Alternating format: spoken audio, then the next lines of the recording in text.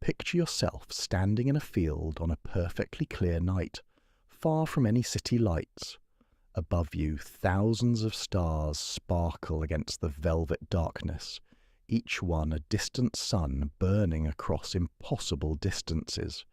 It's a sight that has stirred wonder in every human who has ever lived. But here's something that might surprise you. For every star you can see, there are countless billions of things you cannot see. Particles so small they slip between your fingers like whispers, grains of dust drifting between the stars, and forces so subtle they exist at the very edge of what we can imagine. Hello, and welcome to the Sleepy Astronomer. Tonight we're embarking on a journey to the invisible universe to explore the smallest things in space, the cosmic dust that builds worlds, the tiny messengers that rain down from the heavens, and the ghost particles that pass through your body right now without you ever feeling their touch. These are the universe's most humble citizens, yet they hold some of its greatest secrets. If you're settling in for the first time, welcome aboard our gentle drift through the cosmos. And if you've travelled with me before to explore the quiet wonders of space, it's wonderful to have you back among the stars. Whether you're tucked into bed, curled up on a favourite chair, or perhaps lying back where you can watch the night sky through a window, I'm so glad you're here. Our journey tonight will take us from the familiar to the almost incomprehensibly small. We'll start with cosmic dust, those tiny grains that float between the stars and eventually become the building blocks of planets. We'll visit the smallest moons in our solar system, potato-shaped worlds that tumble through space like cosmic pebbles. We'll encounter meteoroids, space's tiny messengers, that streak through our atmosphere as shooting stars, carrying stories from the asteroid belt and beyond. There's something beautifully paradoxical about the smallest things in space. They're easy to overlook, often invisible to our eyes, yet they're responsible for some of the universe's most magnificent phenomena. The dust between stars doesn't just float there uselessly. It's the raw material from which new solar systems are born. Those tiny meteoroids that burn up in our atmosphere. They're constantly delivering water and organic compounds to Earth, perhaps even the ingredients that made life possible in the first place. Ancient cultures knew there was more to the night sky than met the eye. Aboriginal Australians saw dark shapes in the Milky Way, not stars, but dust lanes that block the light from distant suns. They called it the cosmic emu, a great dark bird stretching across the heavens. Medieval Islamic astronomers wrote about nebulous matter scattered among the stars, describing something they could barely see but somehow knew was there. Even today, with all our sophisticated instruments, there's something humbling about studying the universe's smallest inhabitants. We've built detectors buried deep underground to catch neutrinos, particles so elusive that trillions of them pass through your body every second without disturbing a single atom. We've discovered that empty space itself might not be empty at all, but filled with quantum foam, a froth of virtual particles popping in and out of existence faster than thought. Tonight we'll explore dwarf planets that were once considered full-fledged worlds, cosmic rays that race across the galaxy at nearly the speed of light, and particles so fundamental they helped shape the universe in its first moments. We'll discover how the smallest things often have the biggest impacts, how cosmic dust can trigger the birth of stars, and how quantum effects might explain why anything exists at all. But this isn't just a story about science and measurement. It's about wonder, about the remarkable fact that in a universe vast beyond comprehension, some of the most important players are smaller than anything you can hold in your hand. It's about the poetry hidden in particle physics, and the unexpected beauty found in the space between atoms. As we drift together through this invisible landscape, we'll find that the universe becomes more mysterious, not less, the closer we look. Every answer reveals new questions. Every discovery opens doors to deeper puzzles. And perhaps that's the most beautiful thing of all, that in a cosmos filled with dark matter and quantum uncertainty, there's always something more to wonder about, always another layer of mystery waiting to be explored. So, find your most comfortable position, whether you're curled up in bed, settled on the sofa, or perhaps lying back in a chair where you can sense the vast night beyond your walls. Take a deep breath, and let's begin our gentle journey into the invisible universe, past the realm of what our eyes can see, beyond the comfortable world of familiar objects, and into the hidden cosmos, where the smallest things carry the greatest stories, waiting patiently in the darkness to share their secrets with anyone curious enough to listen.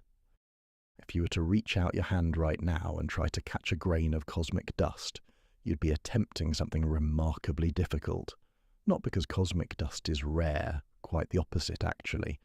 The challenge is that these particles are so incredibly small that thousands of them could dance on the head of a pin without bumping into each other. We're talking about grains that measure between 0.01 and 0.1 micrometers across. To put that in perspective, if a cosmic dust grain were the size of a marble would be larger than the Earth. These tiny wanderers are floating everywhere in space, drifting between stars like an impossibly fine snow that never settles. Right now, as you listen to these words, cosmic dust is gently raining down on your roof, settling in your garden and becoming part of the air you breathe. Every day, Earth accumulates about 40 tons of cosmic dust. That's roughly the weight of 8 elephants' worth of space particles joining our planet's collection of atoms. But don't worry about breathing in elephant-sized amounts of space dust. The particles are so small and so few that you'll never notice them. In fact, you're far more likely to inhale a fragment of skin from the person sitting next to you on the bus than you are to catch a cosmic dust grain in your lungs. Though there is something rather poetic about the idea that we're all breathing stardust, quite literally. The story of cosmic dust begins not in the cold emptiness between stars, but in the hearts of dying suns. When massive stars reach the end of their lives and begin to shed their outer layers, they don't go quietly. These stellar death throes, whether through gentle stellar winds or catastrophic supernova explosions, fling material out into space at tremendous speeds. But space is cold, incredibly cold, and as these hot gases expand and cool, they begin to condense around tiny nuclei of atoms, forming the first cosmic dust grains. Think of it like your breath on a cold winter morning. The warm, moist air from your lungs hits the frigid air and instantly condenses into tiny droplets that you can see as a white puff. Stellar winds work in much the same way, except instead of water vapor, you have silicon, carbon, oxygen and iron atoms condensing around each other in the depths of space, creating microscopic grains of what are essentially space minerals. The composition of these dust grains reads like a chemistry textbook. Many are made of silicates, the same materials that form quartz and feldspar here on Earth. Others are composed of carbon compounds, creating particles that are essentially microscopic diamonds and graphite floating through space. Some grains develop mantles of frozen water, methane or ammonia, creating what astronomers charmingly call dirty snowballs, on a scale so small you'd need an electron microscope to see them. What makes cosmic dust truly remarkable isn't just what it's made of, but what it does. These seemingly insignificant particles are the universe's master architects. When gravity begins to pull together the materials for a new star system, it's the dust grains that serve as the condensation nuclei around which everything else can begin to clump. Without cosmic dust, the process of planet formation would be nearly impossible. Imagine trying to build a snowman without any initial clumps of snow to start with, just individual snowflakes floating around. You'd wave your hands around for hours and never get anywhere. Cosmic dust provides those initial clumps, those tiny seeds around which ice and rock can begin to accumulate. Over millions of years, dust grains stick together to form larger particles, which stick to other particles, gradually building up into pebbles, then rocks, then asteroids, and eventually planets. This process is happening right now in stellar nurseries throughout our galaxy. The Orion Nebula, visible to the naked eye as a fuzzy star in the constellation Orion, is essentially a cosmic dust storm where new stars and planets are being born. If you could zoom in with the ultimate telescope, you'd see dust grains swirling in vast spirals, slowly coalescing into the building blocks of future worlds. Our own solar system began this way about 4.6 billion years ago. The Sun formed from a collapsing cloud of gas and dust, and the leftover material in the surrounding disk gradually assembled itself into the planets we know today. Every atom in your body, except for hydrogen, was once part of a cosmic dust grain floating in that primordial disk. The calcium in your bones, the iron in your blood, the oxygen you breathe, all of it began as microscopic particles drifting in the space between stars. But cosmic dust doesn't just build planets, it also shapes how we see the universe. Those beautiful dark lanes that snake through the Milky Way in summer sky photographs aren't empty space. They're dense concentrations of cosmic dust, blocking the light from stars behind them. It's rather like looking at a forest through fog. You can see the trees up close, but the distant ones fade into grey obscurity. This cosmic fog plays tricks with starlight in fascinating ways. Blue light, with its shorter wavelength, gets scattered and absorbed by dust grains more easily than red light. This is why distant stars often appear redder than they actually are, and why the space between stars takes on a subtle reddish hue in deep space photographs. It's the same principle that makes sunsets red on Earth. The longer path through our atmosphere scatters away the blue light, leaving the reds and oranges to paint the sky. Astronomers have learned to use this reddening effect as a cosmic measuring stick. By comparing how red a star appears to how red it should be based on its temperature, they can calculate how much dust lies between us and that star. It's a bit like measuring the thickness of a curtain by seeing how much it dims the light from a lamp on the other side. The zodiacal dust in our own solar system creates one of the sky's most subtle and beautiful phenomena. On very clear dark nights, especially in spring and fall, you might notice a faint triangular glow extending upward from the horizon just after sunset or before sunrise. This is zodiacal light, sunlight reflecting off countless tiny dust particles in the plane of the solar system. These particles come from several sources. Some are debris from comets that have passed close to the Sun, leaving trails of dust in their wake like cosmic breadcrumbs. Others are fragments created when asteroids collide in the asteroid belt, sending clouds of microscopic debris spiraling inward toward the Sun.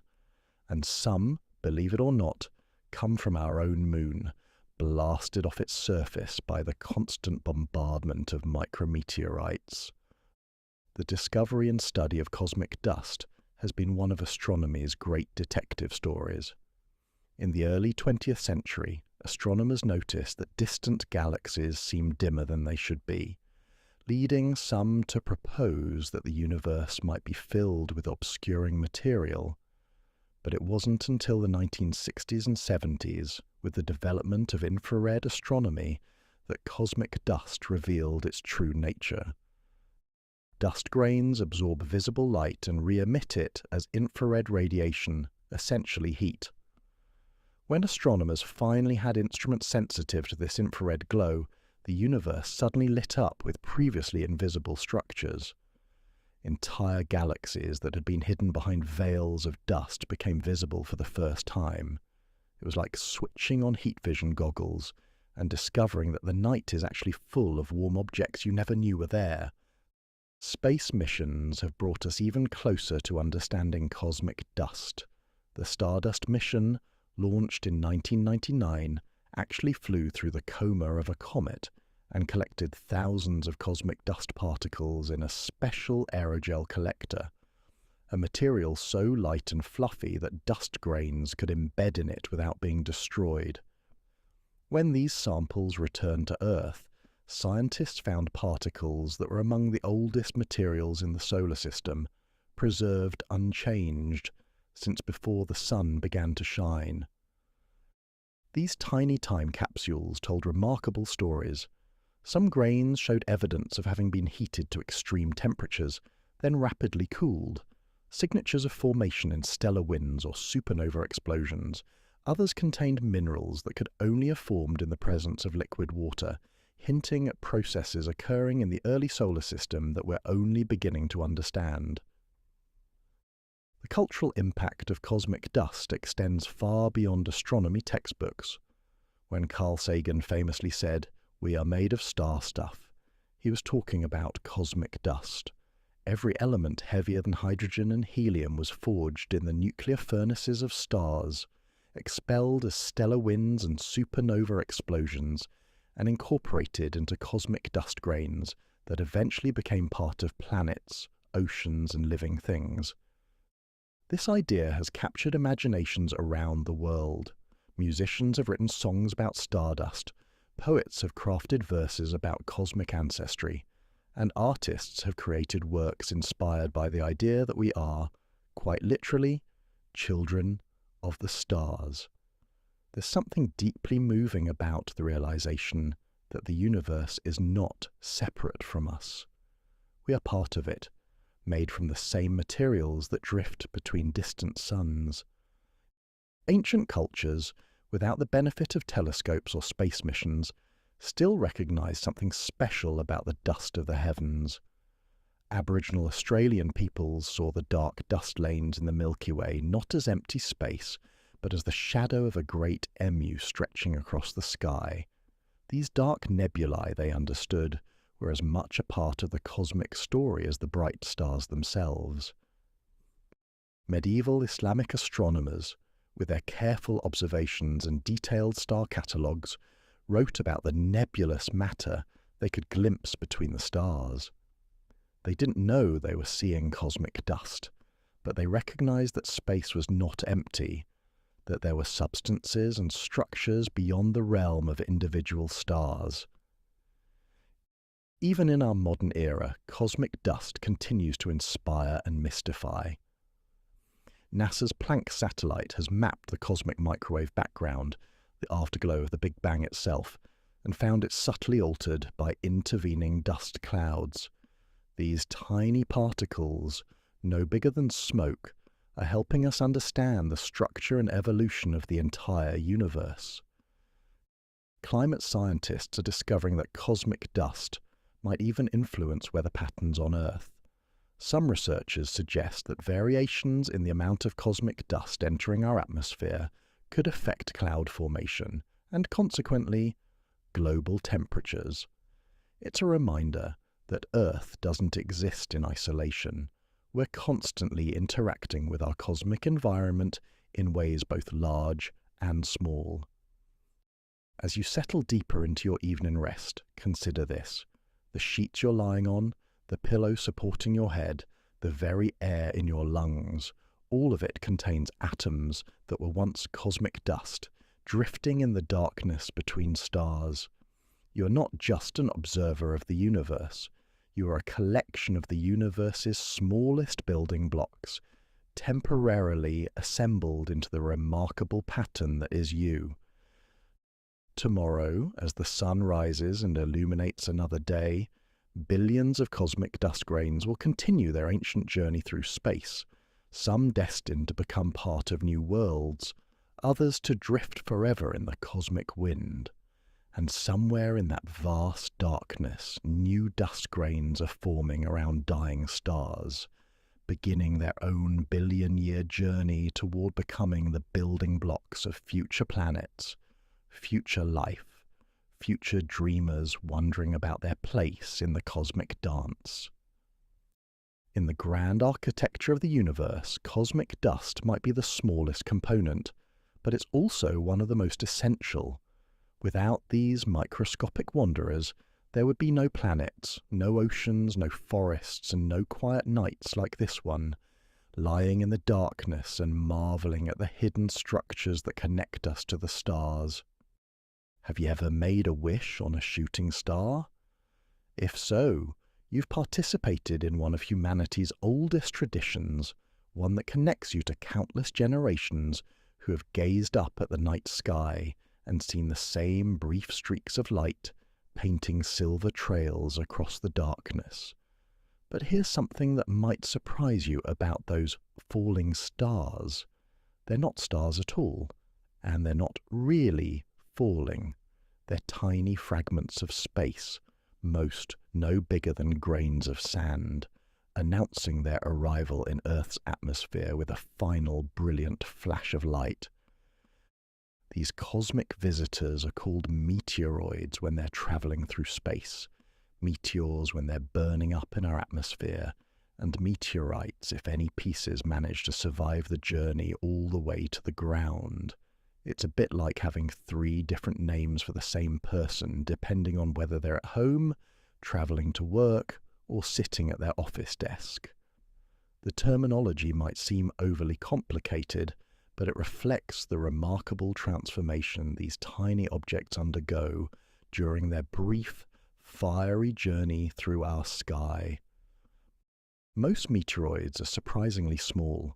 We're talking about objects smaller than a meter across, many of them no bigger than pebbles, grains of sand, or even specks of dust. The smallest ones, called micrometeorites, are less than 2 millimeters in diameter. That's smaller than a pencil eraser, yet these tiny fragments are constantly raining down on Earth, adding their microscopic mass to our planet's growing collection of cosmic materials. In fact, the meteoroid bombardment of Earth is far more intense than most people realize. Every day, our planet sweeps up roughly 100 tons of meteoric material.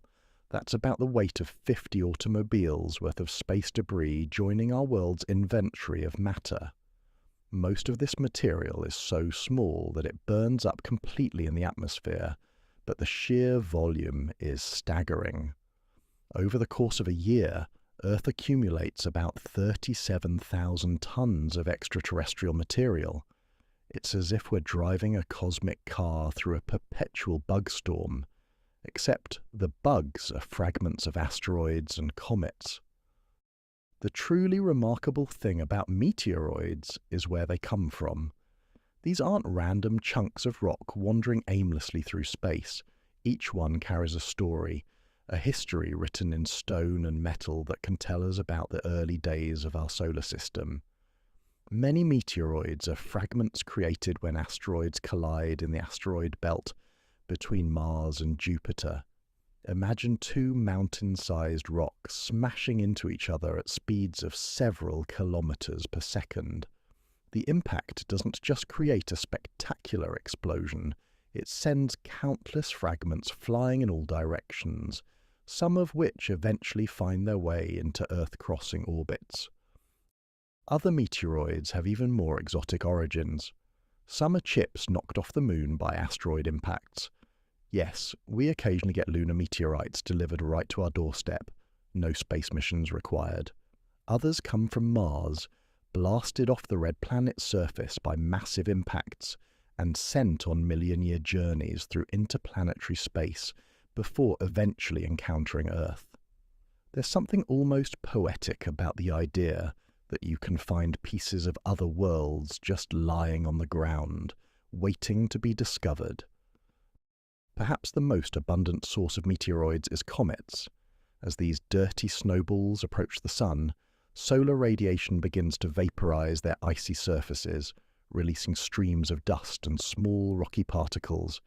These particles spread out along the comet's orbit, creating what astronomers call a meteoroid stream. When Earth passes through one of these streams, we experience a meteor shower. Dozens or even hundreds of shooting stars appearing to radiate from a single point in the sky. The physics of what happens when a meteoroid enters Earth's atmosphere is both beautiful and violent. Most meteoroids are travelling at speeds between 11 and 72 kilometers per second when they encounter our atmosphere.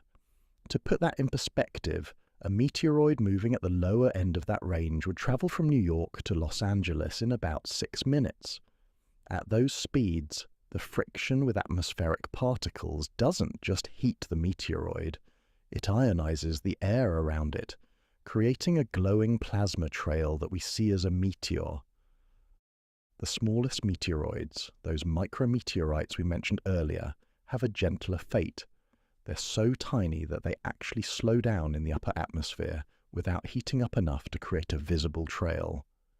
These cosmic dust particles simply drift down through the atmosphere like invisible snow, eventually settling on rooftops, in oceans, and yes, occasionally in your lungs. Don't worry though, you're breathing in far more earthly dust and pollen than cosmic particles. Larger meteoroids put on quite a show as they meet their end. The brightest meteors, called fireballs, can be brighter than the full moon and visible even in daylight. The largest ones can produce sonic booms that rattle windows and frighten people who have never heard the sound of a small piece of space announcing its arrival. These events are rare enough to make the news, but common enough that somewhere on Earth, someone sees a fireball almost every day. The really big meteoroids, those larger than a few meters across, present a more complex story. These objects have enough mass that they don't burn up completely in the atmosphere. Instead, they undergo what's called dark flight, a phase where the meteoroid, now called a meteorite, has slowed down enough that it's no longer glowing and simply falls to Earth under the influence of gravity. Most of these impacts are harmless, creating small craters in remote areas or splashing into the ocean, but occasionally they make headlines. Scientists have developed ingenious methods for collecting and studying these cosmic messengers. High-altitude aircraft equipped with special collection devices can scoop up micrometeorites from the stratosphere before they have a chance to become contaminated with earthly materials. Antarctica has become a particularly productive hunting ground for meteorite collectors because the dark stones stand out against the white ice, and the cold, dry conditions help preserve them for thousands of years. One of the most successful meteorite hunting expeditions involves nothing more than looking very carefully at the ice. Teams of scientists equipped with snowmobiles and metal detectors systematically search Antarctic ice fields, looking for the telltale dark shapes of meteorites that have fallen over thousands of years and been preserved in the ice like cosmic time capsules.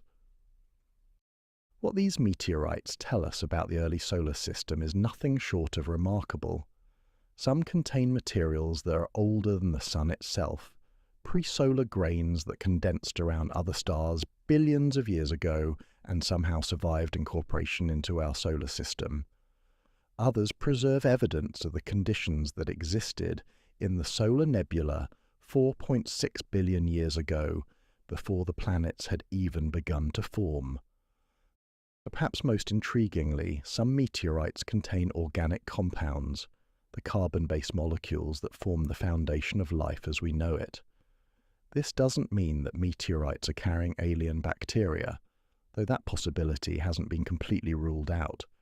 But it does suggest that the basic building blocks of life might be common throughout the solar system, delivered to planets by the same cosmic postal service that brings us shooting stars.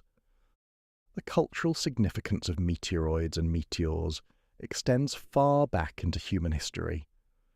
Ancient peoples around the world developed elaborate mythologies to explain these sudden appearances of light in the night sky. The Greeks believed meteors were signs from the gods, while many cultures saw them as omens portending significant events. The word meteor itself comes from the Greek word meteoros, meaning high in the air. Perhaps no meteor shower is as culturally significant as the Perseids, which peak every August and have been observed for nearly 2,000 years. Chinese astronomers were the first to record this annual display, noting in 36 AD that more than 100 meteors flew thither in the morning. The shower gets its name from the constellation Perseus, from which the meteors appear to radiate, but the real source is comet Swift-Tuttle, which leaves a trail of debris along its 133-year orbit around the Sun. The Leonids, peaking in November, have an even more dramatic history. Every 33 years or so, when the parent comet Tempel-Tuttle returns to the inner solar system, the Leonids can produce spectacular meteor storms with thousands of shooting stars per hour.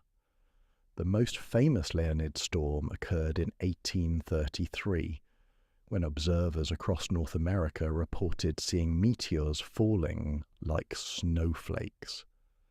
The sight was so overwhelming that many people thought the world was ending. Native American cultures developed their own explanations for meteors, often incorporating them into creation stories and seasonal ceremonies. The Lakota people spoke of meteors as star tears, shed by the spirits of those who had passed into the spirit world. Other tribes saw meteors as messengers carrying prayers to the heavens, or as signals that marked important times for hunting, planting, or conducting ceremonies. In Japan, the Tanabata festival celebrates the story of two star-crossed lovers who can meet only once a year when a bridge of magpies spans the Milky Way. During this festival, people write wishes on paper strips and hang them on bamboo branches, hoping that their desires will be carried to the heavens just as meteors were thought to carry messages between Earth and sky. The tradition of wishing on shooting stars persists even in our modern scientific age. There's something deeply appealing about the idea that these brief visitors from space might somehow carry our hopes and dreams back to the cosmos.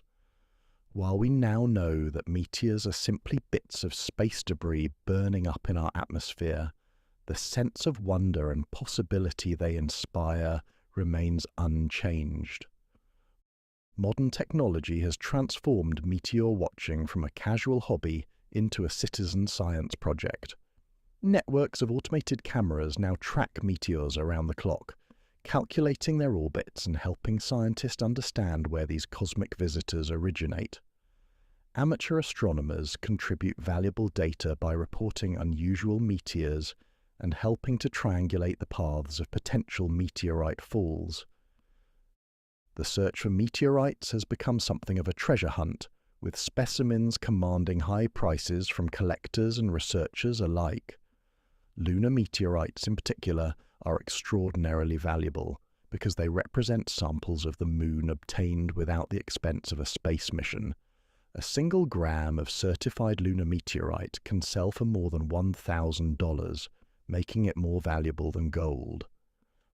But beyond their monetary value, meteorites represent something far more precious. They're samples of other worlds, delivered free of charge to our cosmic doorstep. Every meteorite is a small piece of the asteroid belt, the Moon, Mars, or the early solar system, preserved unchanged for billions of years and available for study in Earth-based laboratories.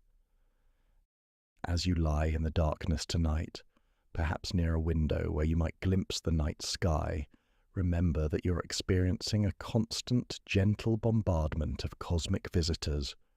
Most are too small to see, but occasionally one will announce its arrival with a brief streak of light across the stars.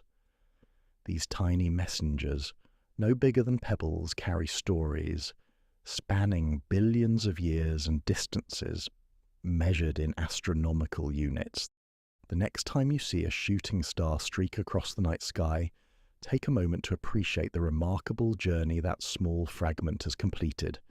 It might have spent millions of years drifting in the asteroid belt, been knocked loose by a collision that happened when dinosaurs walked the Earth, and travelled tens of millions of kilometres through the vacuum of space before meeting its end in a beautiful display of light and plasma in our atmosphere.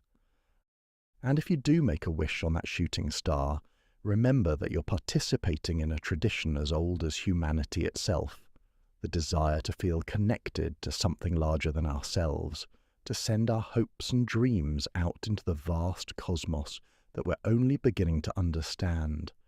In that sense, every meteor is indeed a messenger, carrying not just cosmic materials to Earth, but carrying our sense of wonder back to the stars. Picture yourself floating gently through the outer reaches of our solar system, where the familiar warmth of the sun feels like little more than a bright star in the distance. As you drift past Jupiter, you notice something peculiar. Dozens of tiny, lumpy objects tumbling slowly through space, each one following its own eccentric path around the giant planet. These aren't the stately spherical moons you might expect. Instead, they look more like cosmic potatoes, irregular chunks of rock and ice that have somehow been captured by Jupiter's immense gravitational embrace. Welcome to the realm of the smallest moons, where the very definition of what makes a moon gets delightfully fuzzy around the edges.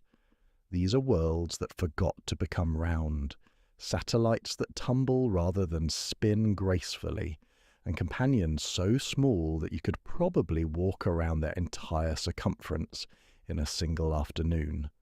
Assuming, of course, that you could keep your footing on their lumpy, crater-pocked surfaces. Our own moon has perhaps spoiled us with its grandeur and perfect roundness. When we look up at that familiar silvery disk, it's easy to forget that most moons in the solar system are nothing like our celestial companion. Most are tiny, irregularly shaped wanderers that look more like asteroids than proper moons. And in many cases, that's exactly what they are. Asteroids that happened to wander too close to a planet and found themselves permanently invited to stay for dinner. Take Mars' two tiny companions, Phobos and Deimos. If you were standing on the surface of Mars and watching these moons cross the sky, you might think someone was playing a cosmic joke. Phobos, the larger of the two, measures only about 22 kilometers across at its widest point. That's small enough that if Phobos were a city on Earth, you could drive from one end to the other in about 20 minutes, assuming the roads weren't too cratered. But here's where things get wonderfully strange. Phobos zips around Mars so quickly that it actually overtakes the planet's own rotation. While a day on Mars lasts about 24 hours and 37 minutes, Phobos completes an entire orbit in just 7 hours and 39 minutes. If you were a Martian farmer watching the sky, you'd see Phobos rise in the west, scurry across the heavens, and set in the east, all before you could finish a decent afternoon nap. This peculiar speed comes with consequences that are both fascinating and slightly melancholy. Phobos is gradually spiralling inward toward Mars, dropping about 2 meters closer to the planet's surface every century. It's not much by human standards, but time has a way of accumulating small changes into dramatic transformations.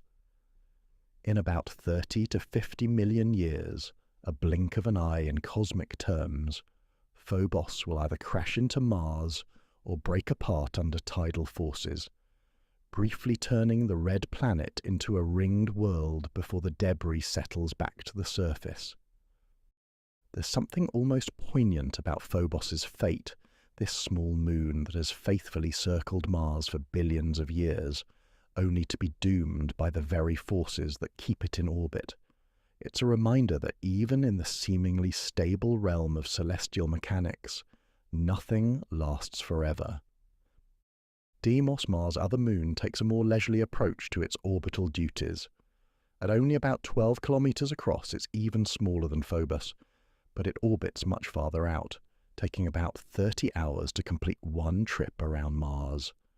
From the Martian surface, Deimos would appear as little more than a bright star slowly drifting across the sky, hardly recognizable as a moon at all. The names of these Martian moons carry their own story. Phobos and Deimos, fear and panic, were the sons of Ares, the Greek god of war in ancient mythology. It's a fitting association for the companions of the Red Planet, named after the Roman god of war. But there's an amusing twist to their discovery that shows how reality sometimes follows fiction in the most unexpected ways. In 1726, more than 150 years before these moons were actually discovered, Jonathan Swift wrote about them in Gulliver's Travels. The fictional astronomers of the flying island of Laputa had apparently discovered two lesser stars, or satellites, which revolve about Mars. Swift even gave these imaginary moons orbital periods remarkably close to the real values. When the actual moons were finally found in 1877, astronomers were understandably surprised to find that fiction had predicted reality with such uncanny accuracy. Venture out to Saturn, and you'll discover an entirely different class of small moons, the shepherd moons that help maintain the intricate structure of the planet's magnificent ring system.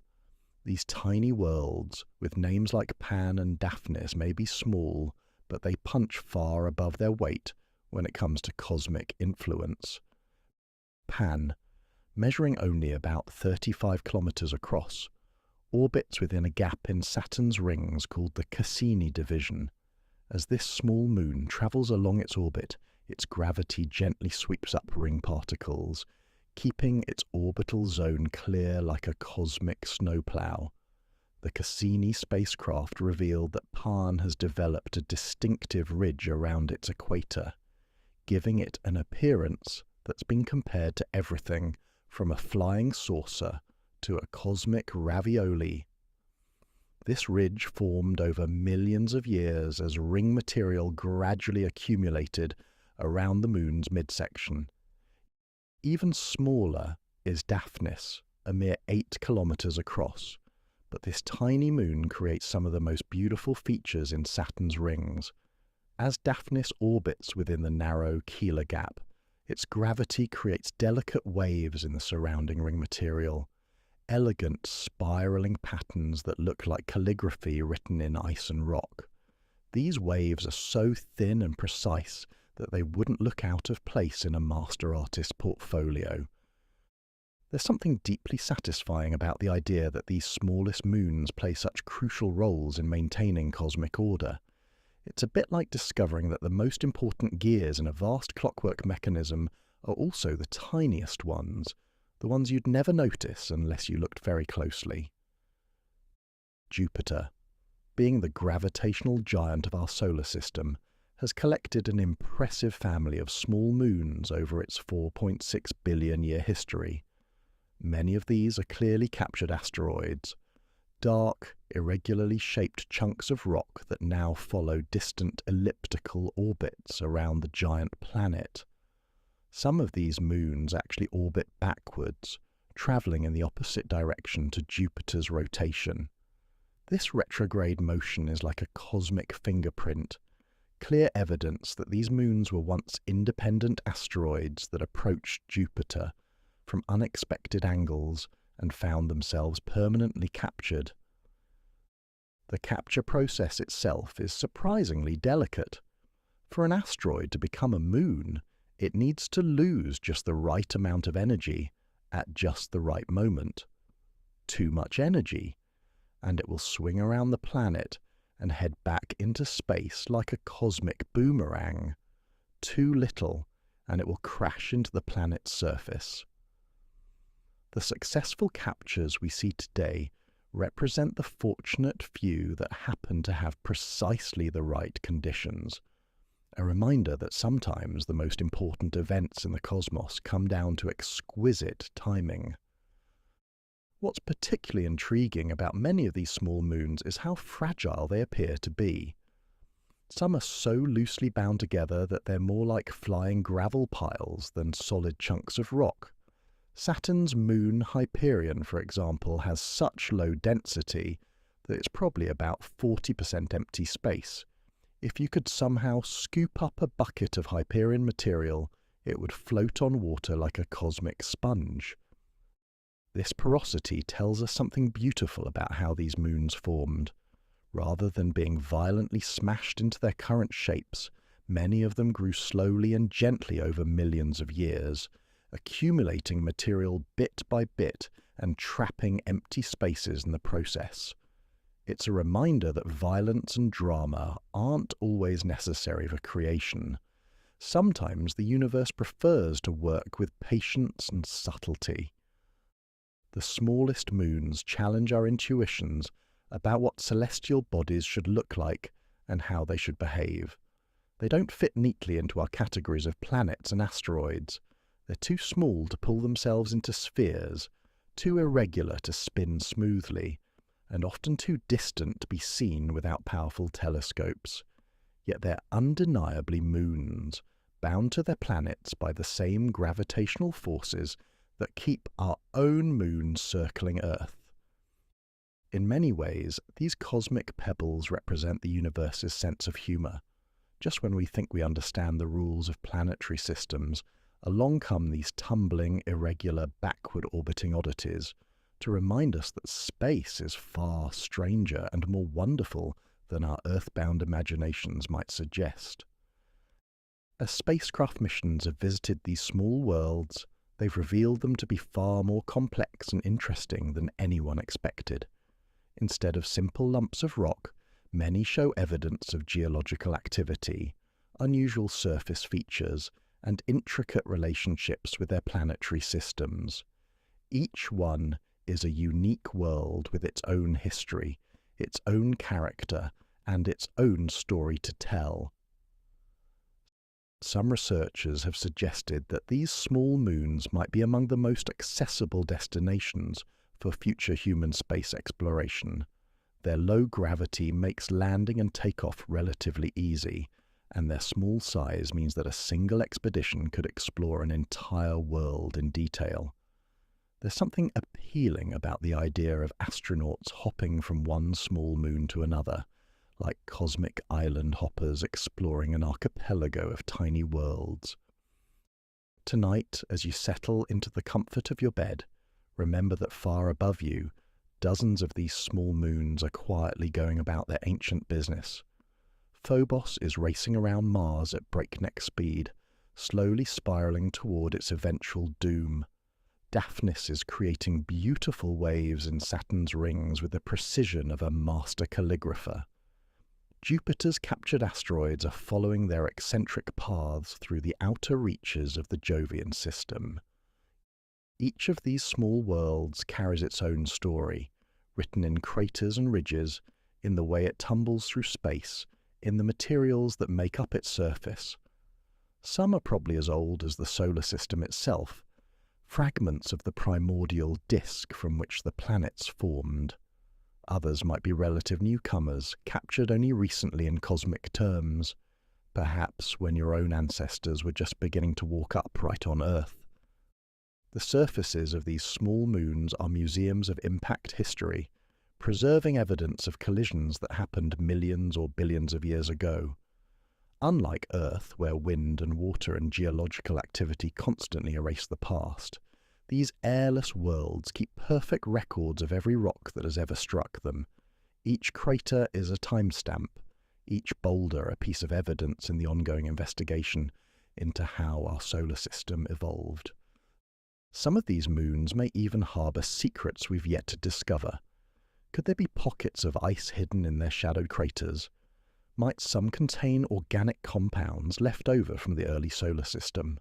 The smallest moons might seem insignificant compared to the dramatic worlds like Jupiter's Europa or Saturn's Titan, but they're time capsules, preserving materials and conditions from the very beginning of our cosmic neighbourhood.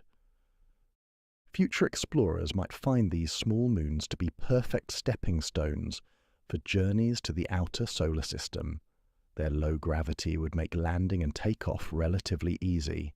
Their small size would allow thorough exploration in a reasonable time, and their diverse compositions could provide valuable resources for long-duration space missions. A single small moon might contain enough water ice, rare metals, and rocky materials to support an entire expedition to the outer planets. But perhaps most importantly, these small moons teach us about the wonderful diversity of the cosmos. In a universe that could have been filled with identical, perfectly spherical worlds following neat circular orbits, we instead find this marvelous collection of irregular, tumbling, backward-orbiting oddballs. Each one is unique, each one has its own personality, and each one reminds us that the universe values individuality and surprises over uniformity and predictability. These smallest moons may not have the grandeur of planets or the familiar beauty of our own moon, but they have something else, a kind of humble persistence, a quiet dignity in their irregular orbits and lumpy shapes. They remind us that the universe has room for all kinds of worlds, even the small, odd and imperfect ones. And perhaps that's a lesson worth carrying into our dreams, that even the smallest among us can have purpose, can play important roles in the grand cosmic dance, and can find their own unique place in the vast tapestry of space and time. Imagine waking up one morning to discover that you're no longer considered tall enough to be called a full-grown adult, despite the fact that you haven't shrunk a single millimetre overnight. This is essentially what happened to Pluto in 2006, when the International Astronomical Union decided that being spherical, orbiting the Sun, and having your own moons wasn't quite enough to qualify as a planet anymore. Poor Pluto, which had spent 76 years proudly wearing the title of the 9th planet, suddenly found itself reclassified as a dwarf planet, a term that somehow manages to sound both diminutive and slightly apologetic at the same time. The demotion of Pluto sparked passionate debates that reveal just how emotionally attached we can become to celestial objects we've never visited and never will. Children wrote letters of protest to NASA. Astronomers received angry emails. State legislatures passed resolutions declaring Pluto would always be a planet in their jurisdiction, as if planetary status was something that could be decided by local government ordinances. It was a reminder that our relationship with the cosmos is not purely scientific, it's deeply personal and surprisingly sentimental. But let's step back for a moment and consider what a dwarf planet actually is, because the definition is both more precise and more arbitrary than you might expect. According to the astronomers who gathered in Prague that fateful summer of 2006, a dwarf planet must orbit the Sun, have enough mass to pull itself into a roughly spherical shape, but, and here's the crucial part, it cannot have cleared the neighbourhood around its orbit of other objects. It's this last criterion that knocked Pluto out of the planetary club, because Pluto shares its orbital region with countless other objects in the Kuiper Belt. Of course, by this definition, Earth wouldn't qualify as a planet either, if it had to deal with the thousands of asteroids that Jupiter shepherds along its orbit. But let's not get too bogged down in the logical inconsistencies of astronomical bureaucracy. The important thing is that we now have a whole new category of worlds to explore, worlds that are large enough to be interesting, but small enough to feel approachable, like cosmic middle children who don't quite fit into either category, but have their own unique charms. Ceres, the largest object in the asteroid belt between Mars and Jupiter, has the distinction of being both the smallest dwarf planet and the largest asteroid, a cosmic overachiever that refuses to be pigeonholed. At about 940 kilometers across, Ceres is roughly the size of Texas and contains about 1/3 of all the mass in the asteroid belt. For more than 200 years after its discovery in 1801, Ceres was classified as an asteroid, making it the oldest known resident of what we now call the dwarf planet category. What makes Ceres particularly fascinating is that it appears to be a wet world in the most unlikely of places. NASA's Dawn spacecraft, which visited Ceres from 2015 to 2018, discovered that this asteroid belt dweller contains more fresh water than Earth. Not flowing on its surface, of course. Ceres is far too small to maintain an atmosphere thick enough to support liquid water. Instead, the water exists as ice mixed with rock throughout the dwarf planet's interior, and possibly as subsurface briny reservoirs that occasionally erupt through the surface, creating mysterious bright spots that initially puzzled astronomers. These bright spots, concentrated in a crater called a crater, turned out to be deposits of sodium carbonate, essentially cosmic baking soda left behind when salty water erupted from below and then sublimated into space. It's a reminder that even in the asteroid belt, where you might expect everything to be bone dry and thoroughly baked by billions of years of solar radiation, water finds a way to persist and occasionally announce its presence. The discovery of water on Ceres has profound implications for our understanding of how the solar system formed and where life might potentially exist. If a small world like Ceres can harbour substantial amounts of water in the asteroid belt, what might be hiding in the depth of other dwarf planets? Could there be subsurface oceans in these modest worlds, warm enough to support the kind of chemistry that leads to life? Venture out beyond Neptune, into the frigid realm of the Kuiper Belt, and you'll encounter the other members of our dwarf planet family.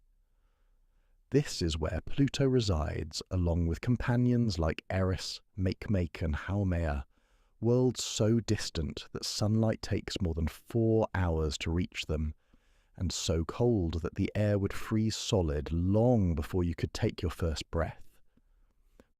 Pluto itself is a world of surprising complexity for something so small and distant.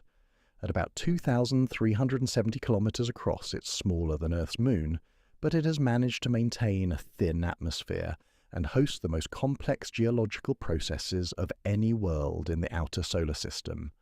When NASA's New Horizons spacecraft flew past Pluto in 2015, it revealed a world of nitrogen glaciers, methane dunes, and possible subsurface oceans, geological features that shouldn't exist on such a small, cold world, yet somehow do. The heart-shaped plain on Pluto's surface, informally named Tombor Regio, after Pluto's discoverer Clyde Tombor, captured imaginations around the world. Here was a world 5 billion kilometers from Earth, so distant that it takes more than 9 years for a spacecraft to reach it, yet it was literally wearing its heart on its sleeve for all to see. The nitrogen ice that fills this plain flows like glaciers, creating a dynamic landscape that changes over time scales we're only beginning to understand. Pluto's largest moon, Charon, is almost half the size of Pluto itself, making them more like a double planet system than a traditional planet-moon pair. Charon shows its own signs of geological activity, with a dark polar cap that might be made of organic compounds called tholins, complex molecules created when methane and nitrogen are exposed to solar radiation. It's a process that occurs throughout the outer solar system, painting many of these distant worlds in shades of red and brown. Eris, the dwarf planet whose discovery ultimately led to Pluto's reclassification, is actually more massive than Pluto, though slightly smaller in diameter. named after the Greek goddess of discord. A fitting choice, given the controversy its discovery sparked. Eris orbits so far from the Sun that it takes 558 Earth years to complete one trip around our star. Its surface is likely covered in methane ice that sublimates and refreezes as the dwarf planet follows its highly elliptical orbit, creating a constantly changing landscape of frost and bare rock.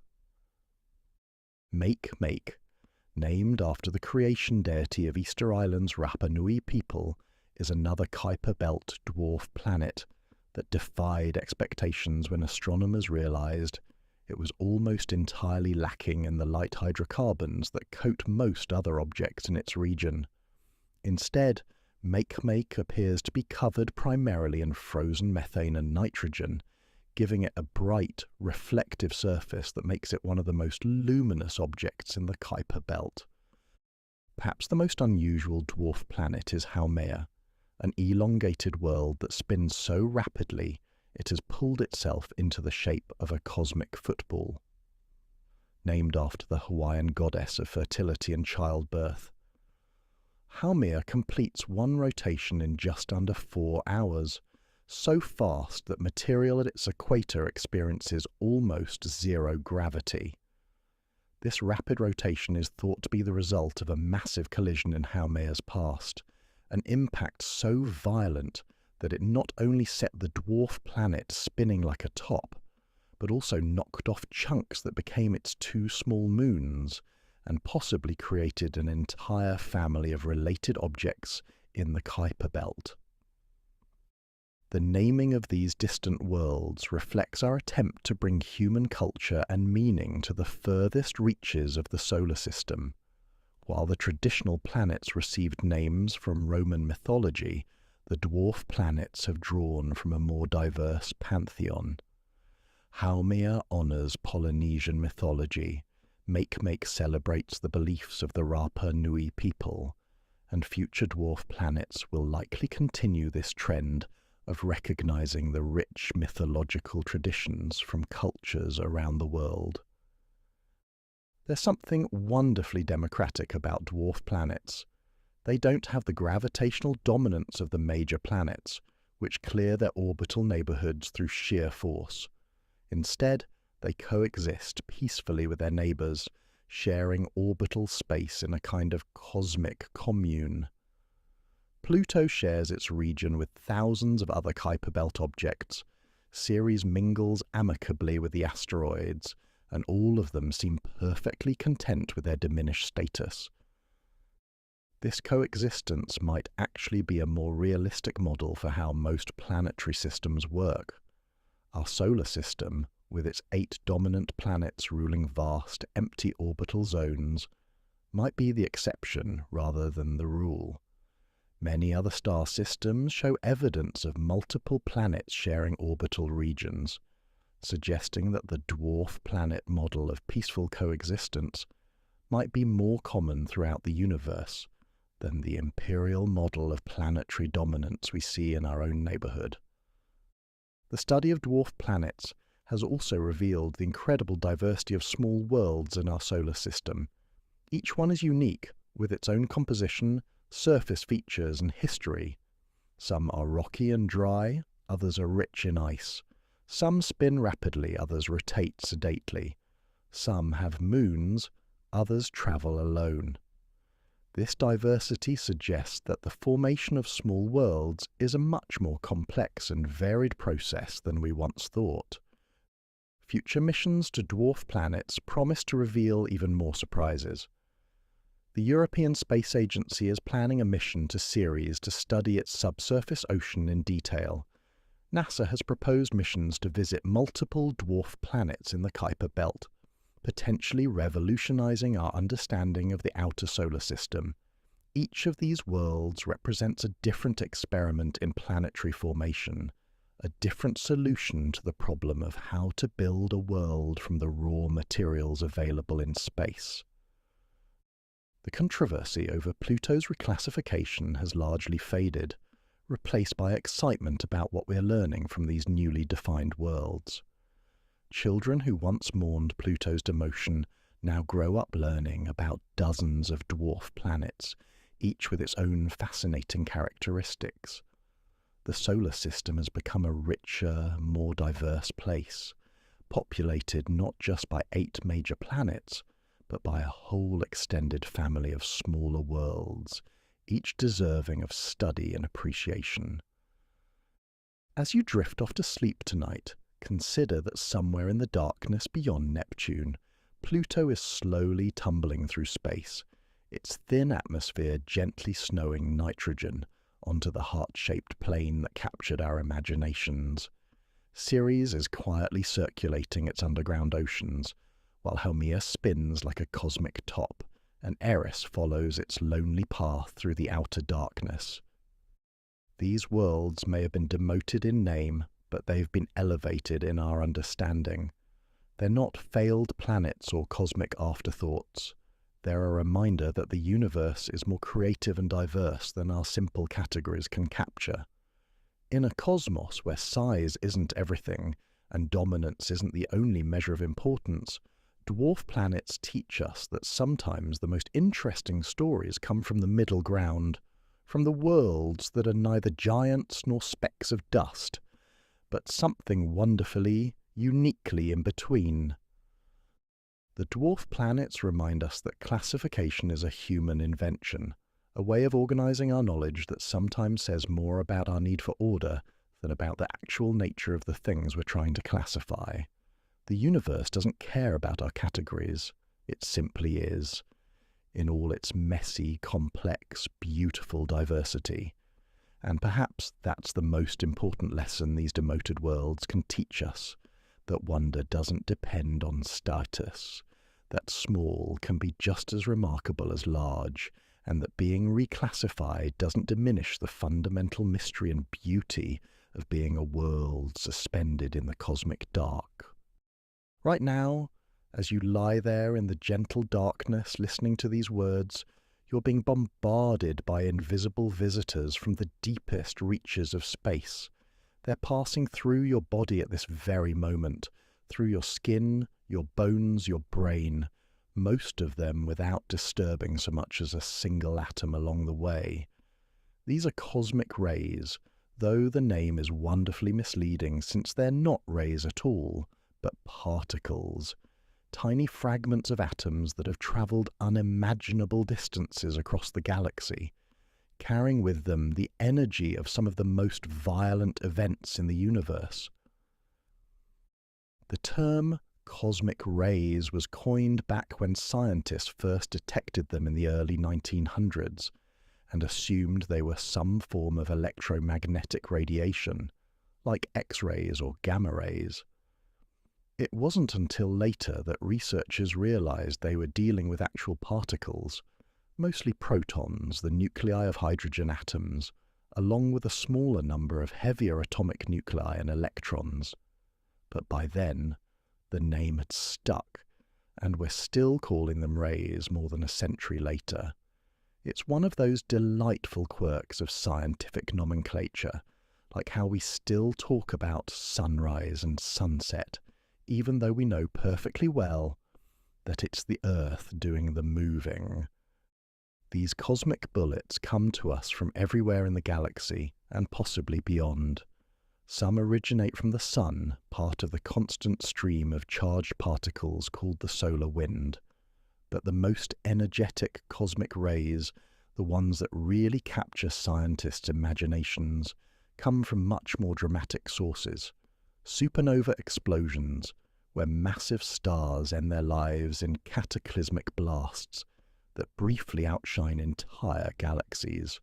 Black holes which accelerate matter to incredible speeds as it spirals into their gravitational maws. Neutron stars, whose intense magnetic fields can fling particles across space at nearly the speed of light. When cosmic rays strike Earth's atmosphere, they create cascades of secondary particles that rain down like invisible snow. The atmosphere acts as a protective shield, absorbing most of the energy before it can reach the surface. but some particles make it through, and a few of them are passing through your body right now. Don't worry, the vast majority cause no harm whatsoever. Your body is constantly being traversed by cosmic rays, and you never feel a thing. It's rather like being in a gentle, perpetual rainstorm of the tiniest possible raindrops, each one so small that you can't sense its impact. The story of cosmic ray discovery reads like a detective novel set in the early 20th century. Scientists had noticed that electrified objects gradually lost their charge, even when sealed in containers. This suggested that the air itself was somehow being ionized, turned into a conductor by some mysterious force. The prevailing theory was that radioactive elements in the Earth's crust were responsible, which meant that radiation levels should decrease as you moved higher above the ground. Enter Victor Hess, an Austrian physicist with a passion for balloon flights and a willingness to risk his life for science. In 1912, Hess loaded delicate radiation-detecting instruments into the basket of a hot air balloon and rode it up to altitudes of over 5,000 meters. What he found defied all expectations. Instead of decreasing with altitude, the radiation levels actually increased. The higher he went, the more intense the mysterious radiation became. Hess realized he'd discovered something profound. Radiation was coming from space itself, not from the Earth below. For this discovery, he would later win the Nobel Prize in Physics. But at the time, his findings were met with skepticism. The idea that space was filled with high-energy particles seemed almost too fantastic to believe. It took years of additional experiments and observations to convince the scientific community that Hess was right. The cosmic rays that Hess detected during his balloon flights were relatively low-energy particles, compared to some of the monsters that occasionally visit our planet. The most energetic cosmic rays carry energy levels that boggle the mind, trillions of times more energy than the particles produced by our most powerful particle accelerators. A single cosmic ray proton at the highest energies carries as much kinetic energy as a well-thrown baseball, except it's concentrated in a space billions of times smaller. These ultra-high energy cosmic rays are among the most mysterious objects in the universe. They arrive at Earth with energies so extreme that they shouldn't be able to travel very far through space without being degraded by interactions with the cosmic microwave background radiation, the afterglow of the Big Bang itself. This creates what physicists call the GZK cutoff, named after the scientists who first calculated it. According to this limit, the highest energy cosmic rays should only be able to travel about 50 million light-years before losing too much energy to be detectable. The fact that we still detect these ultra-high energy particles suggests either that their sources are relatively nearby in cosmic terms, or that our understanding of high-energy physics is incomplete. It's one of those tantalizing mysteries that keeps scientists awake at night, and occasionally sends them to remote locations around the world to build enormous detector arrays in hopes of catching a few more of these elusive particles. The Pierre Auger Observatory in Argentina covers an area larger than Rhode Island with thousands of particle detectors, all waiting patiently for the rare arrival of an ultra-high energy cosmic ray. When one finally strikes the atmosphere, it creates a cascade of secondary particles that spread out across dozens of square kilometers, triggering detectors across the array almost simultaneously. By measuring the timing and intensity of these signals, scientists can reconstruct the energy and direction of the original cosmic ray with remarkable precision. What they've found is that the highest energy cosmic rays seem to come from random directions across the sky, with no obvious pattern pointing to specific sources. This isotropy, as scientists call it, is itself a puzzle. If these particles are coming from discrete sources like supernova remnants or active galactic nuclei, we might expect to see some clustering in their arrival directions. The fact that they appear to come from everywhere suggests either that their sources are very common throughout the universe, or that cosmic magnetic fields are very effective at scrambling their paths during their journey to Earth. The interaction between cosmic rays and Earth's magnetic field creates one of the most beautiful phenomena in our planet's atmosphere, the aurora. When cosmic rays and particles from the solar wind encounter the magnetosphere, they're channeled toward the magnetic poles, where they collide with atoms and molecules in the upper atmosphere. These collisions excite the atmospheric gases, causing them to emit light in characteristic colours. Oxygen produces green and red auroras, while nitrogen creates blue and purple displays. Indigenous peoples of the Arctic have developed rich mythologies around the aurora, often interpreting the dancing lights as spirits of the departed, or as bridges between the earthly and celestial realms. The scientific explanation that these lights are created by cosmic particles interacting with our planet's magnetic field is no less magical in its own way. Every aurora is a visible reminder that Earth exists within a cosmic environment filled with high-energy particles from the far reaches of the galaxy.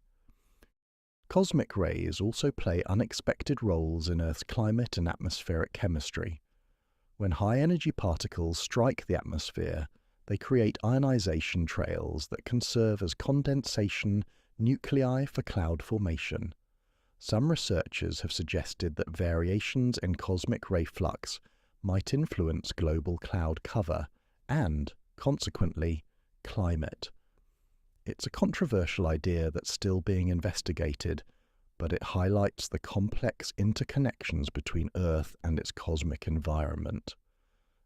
The biological effects of cosmic rays become more significant as you move away from Earth's protective atmosphere and magnetic field.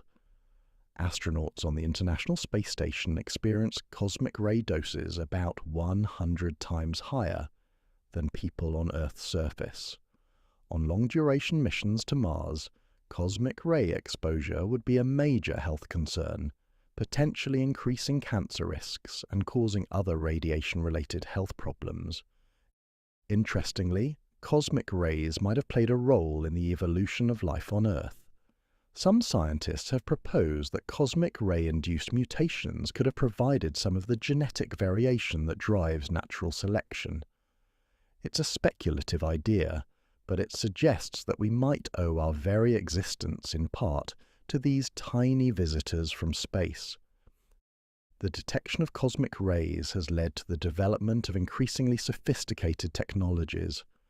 Modern cosmic ray observatories use everything from giant underground tanks of ultra-pure water to arrays of photomultiplier tubes, sensitive enough to detect the faint flashes of light produced when cosmic ray particles pass through them. These instruments are marvels of engineering, capable of measuring events that last mere nanoseconds and involve particles too small to see with any microscope. One of the most ambitious cosmic ray detection projects is the IceCube Neutrino Observatory at the South Pole, which uses a cubic kilometre of Antarctic ice as a detector medium.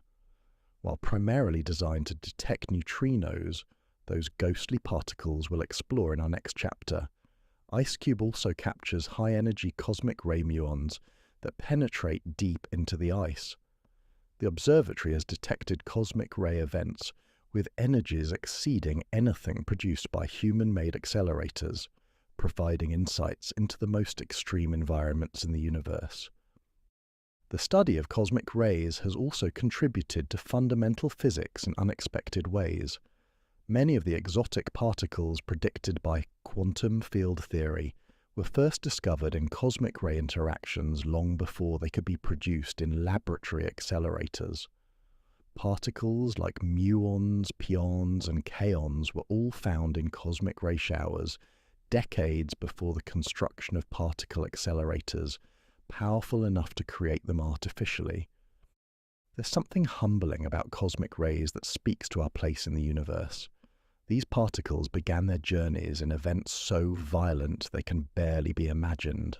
Stellar explosions that release more energy in seconds than our sun will produce in its entire 10 billion year lifetime.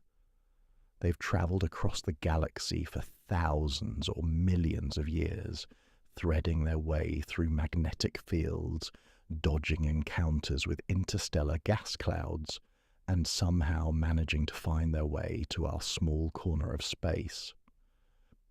Most cosmic rays that reach Earth have been travelling for so long that they've essentially forgotten where they came from. Cosmic magnetic fields have scattered their paths so thoroughly that their arrival directions bear no relation to their original sources.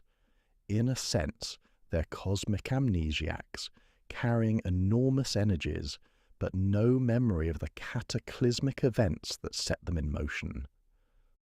The next time you're lying under a starry sky, remember that you're not just looking up at distant suns, you're also being gently bombarded by fragments of those stars, particles that have crossed the galaxy to reach you.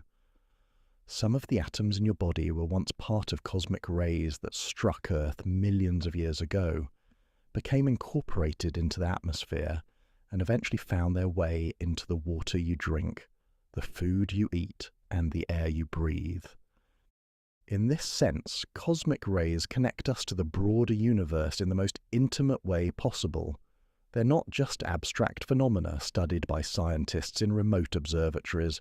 They're part of us, literally flowing through our bodies every moment of our lives. Every cosmic ray that passes through you is a messenger from the deep cosmos, a tiny ambassador from realms of space and time that dwarf human comprehension.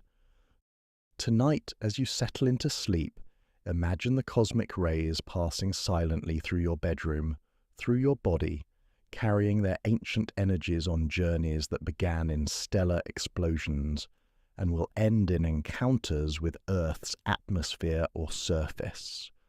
Their universe's smallest bullets, fired by the most powerful guns in creation, travelling at speeds that approach the fundamental limit of the cosmos itself. These invisible visitors remind us that Earth is not isolated from the rest of the universe. We're embedded within it, constantly interacting with cosmic forces and phenomena that span galaxies. In the gentle passage of cosmic rays through our bodies, we find one more thread in the vast tapestry that connects us to the stars, one more reminder that we are not separate from the cosmos, but intimately, inextricably part of it. If cosmic rays are the universe's smallest bullets, then neutrinos are its most elusive ghosts. Right now, as you settle into the comfort of your evening rest, trillions upon trillions of these phantom particles are streaming through your body, through your bed, through the Earth itself, as if all solid matter were nothing more than the faintest mist.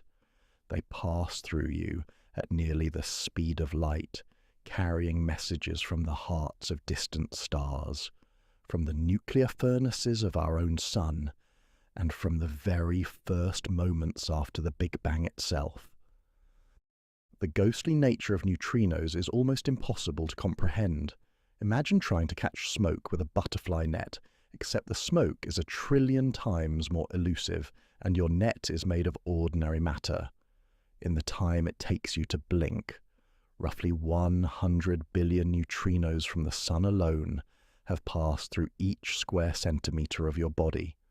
Over your entire lifetime, your body will be traversed by more neutrinos than there are stars in the observable universe. Yet the vast majority of these particles will pass through you without interacting with a single atom, as if you didn't exist at all. Neutrinos are so nearly massless that they were once thought to have no mass whatsoever. They carry no electric charge, which means they don't interact with electromagnetic fields. They barely interact with matter through any of the fundamental forces, save for the weak nuclear force, and even that interaction is so feeble that a neutrino could pass through a wall of lead stretching from here to the nearest star and have only a 50-50 chance of being stopped along the way. The story of neutrino discovery begins with a mystery that troubled physicists in the early 20th century. When they studied radioactive decay, the process by which unstable atomic nuclei transform into more stable configurations, they found that energy seemed to be disappearing. According to the sacred principle of energy conservation, the total energy before and after any reaction must be the same.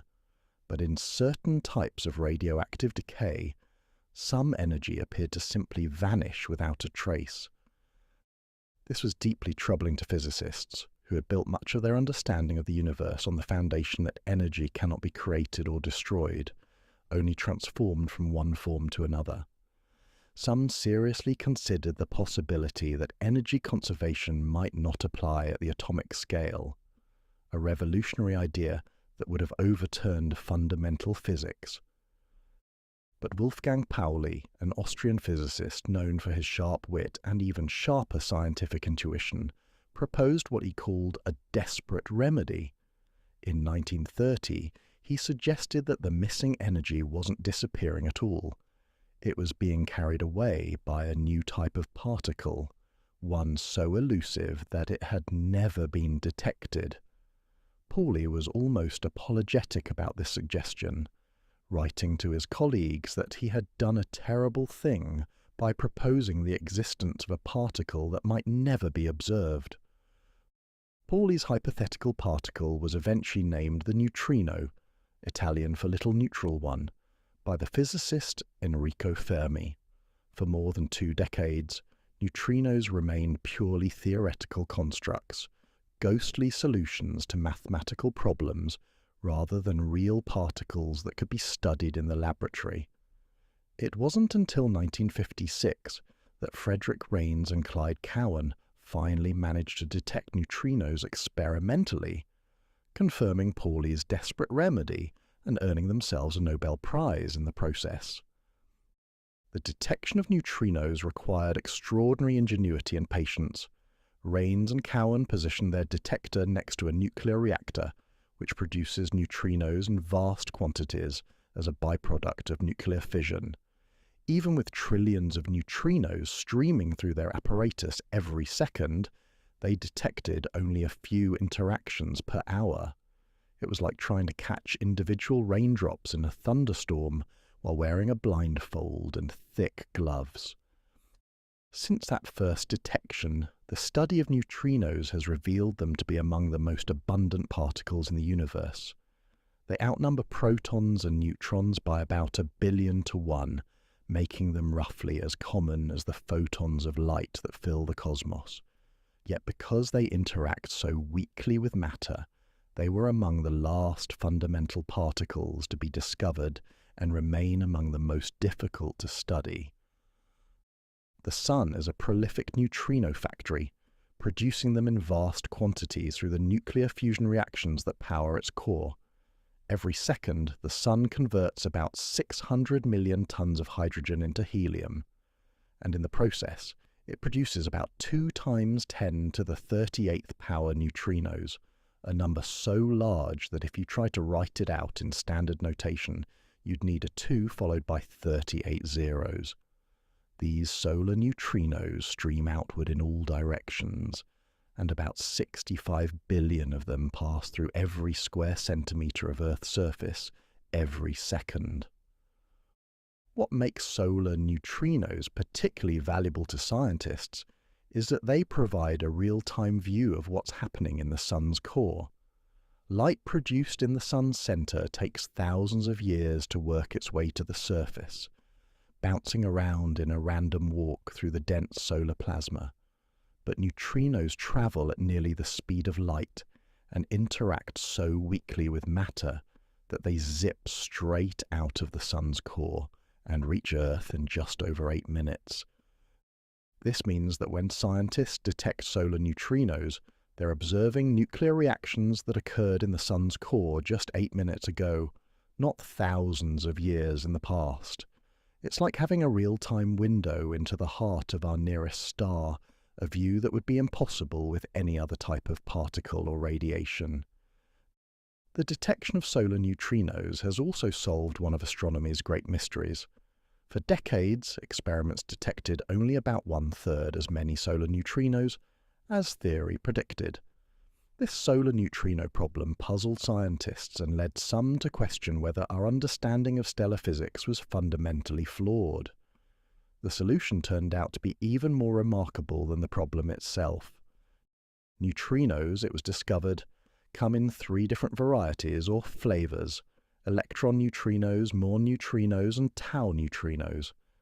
Even more surprisingly, neutrinos can spontaneously change from one flavor to another as they travel through space, a quantum mechanical phenomenon called neutrino oscillation. The early solar neutrino experiments could only detect electron neutrinos, so they were missing 2/3 of the neutrinos arriving from the Sun, the ones that had changed flavor during their journey from the solar core to Earth.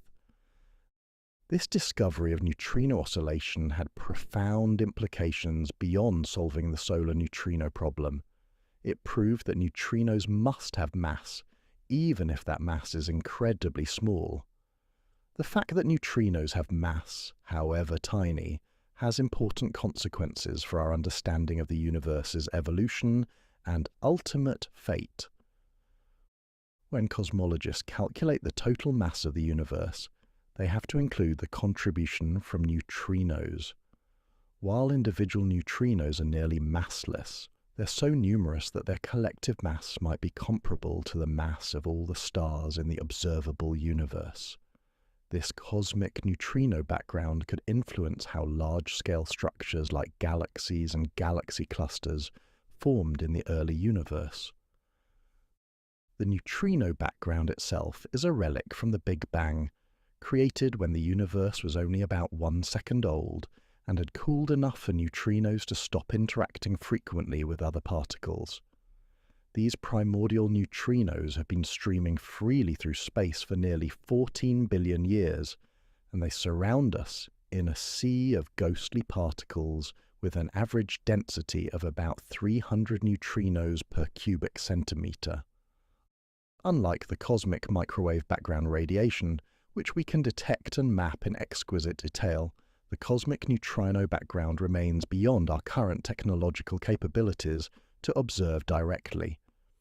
These ancient neutrinos have been redshifted by the expansion of the universe to such low energies that they're virtually undetectable with present-day instruments. But they're there, a fossil remnant of the universe's hot, dense youth, filling every cubic meter of space with hundreds of particles that carry information about the cosmos when it was younger than a human heartbeat. Supernovae provide another dramatic source of neutrinos. When a massive star explodes at the end of its life, it produces more neutrinos in 10 seconds than our Sun will produce in its entire 10 billion year lifetime. In 1987, when a supernova exploded in the Large Magellanic Cloud, neutrino detectors around the world caught a burst of about 24 neutrinos, a tiny number compared to the estimated 10 to the 58th neutrinos produced by the explosion, but enough to confirm that neutrinos carry away the vast majority of the energy released in stellar collapse. The neutrinos from supernova 1987. A arrived at Earth several hours before the light from the explosion became visible, not because neutrinos travel faster than light, but because they escaped from the collapsing star's core more easily than photons. While light struggled to fight its way through the dense, opaque material of the exploding star, neutrinos simply ghosted through it as if it weren't there. Modern neutrino astronomy has grown far beyond these humble beginnings. The Ice Cube Neutrino Observatory at the South Pole uses a cubic kilometre of Antarctic ice as a detector, instrumented with thousands of sensitive light detectors buried deep in the ice. When a high-energy neutrino occasionally interacts with an atom in the ice, it produces a cascade of particles that creates a brief flash of blue light. By detecting these rare flashes, IceCube can trace high-energy neutrinos back to their sources in distant galaxies. In 2017, IceCube detected a neutrino that had travelled 4 billion light-years from a blazar, a galaxy with a supermassive black hole at its centre that shoots jets of particles toward Earth. This marked the beginning of multi-messenger astronomy using neutrinos, where cosmic events are studied using multiple types of particles and radiation to build a more complete picture of the universe's most energetic phenomena. The detection facilities required to catch neutrinos are among the most extraordinary scientific instruments ever built. They're typically located deep underground to shield them from cosmic rays and other background radiation. The Super Kamiokande detector in Japan sits at the bottom of a zinc mine, in a chamber excavated from solid rock. It contains 50,000 tons of ultra-pure water, surrounded by thousands of photomultiplier tubes, each one sensitive enough to detect the faintest glimmer of light produced when a neutrino interacts with the water. These underground cathedrals of science have an almost mystical quality. Imagine descending thousands of feet into the Earth, through layer after layer of rock, until you reach a vast chamber filled with perfectly still water, its surface reflecting the glow of thousands of electronic eyes, waiting patiently for the arrival of particles from space. It's an environment that feels more like a temple than a laboratory, a place where the most elusive messengers from the cosmos occasionally deign to reveal themselves. The study of neutrinos has also led to some delightful ironies in the history of science. Pauli, who first proposed their existence, famously declared that neutrinos could never be detected because they interacted too weakly with matter. He was wrong, of course, but his skepticism was understandable given the extraordinary difficulty of neutrino detection. Pauli once joked that he had committed the perfect crime by proposing the existence of a particle that could never be proven to exist. The cultural impact of neutrinos extends beyond physics into philosophy and popular imagination. The idea of particles that pass through matter as if it were empty space challenges our intuitive notions of solidity and substance. If neutrinos can stream through the entire Earth without being affected, what does that say about the nature of matter itself? In a sense, neutrinos reveal that the solid-seeming world around us is mostly empty space, with tiny specks of matter separated by relatively vast distances. Science fiction writers have seized on neutrinos as a way to enable faster-than-light communication or to explain mysterious phenomena in their stories. While real neutrinos travel at nearly the speed of light, but not faster, and their weak interactions make them impractical for communication, they capture the imagination as truly alien particles that inhabit a shadow universe overlapping our own. The search for sterile neutrinos, hypothetical fourth type of neutrino that would interact even more weakly with matter than the known varieties, continues to intrigue physicists. If sterile neutrinos exist, they could help explain the mystery of dark matter, the invisible substance that makes up about 85% of all matter in the universe. It's a tantalizing possibility that the ghost particles of space might hold the key to understanding the universe's hidden mass.